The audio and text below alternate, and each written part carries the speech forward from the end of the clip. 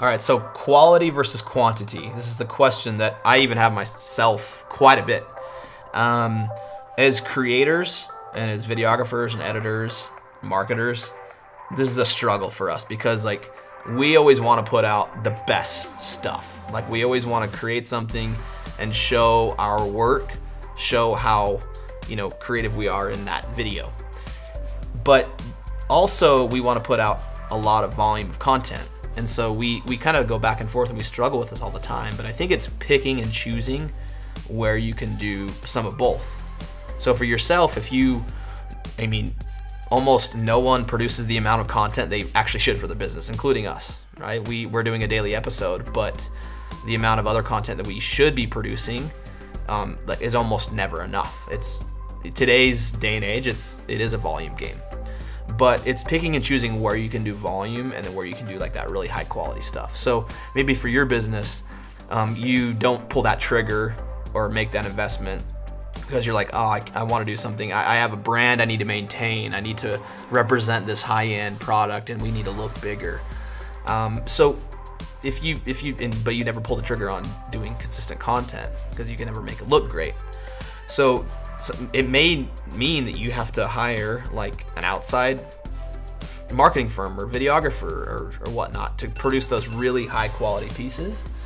And I think if you are able to focus on those key pieces, right? A product launch, a recruiting video, a company brand video, your story, like you might just do one-off high quality videos with that, but that's not enough. Like on your website, you have one main video, okay, like that's great, but you need a lot of volume of consistent content talking to your audience.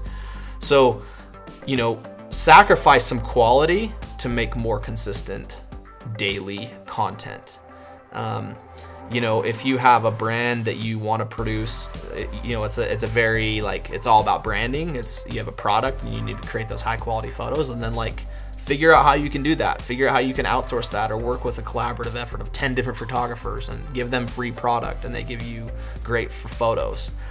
But figure out how to get that quantity, that volume done every day. In my mind and Nick's mind, as we've talked about this, you gotta be able to produce assets in-house.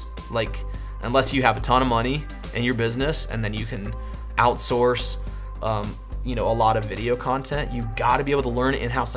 Show someone, learn, get on YouTube, search how to create a quality video, how to set up great lighting, how to use an iPhone to do daily content.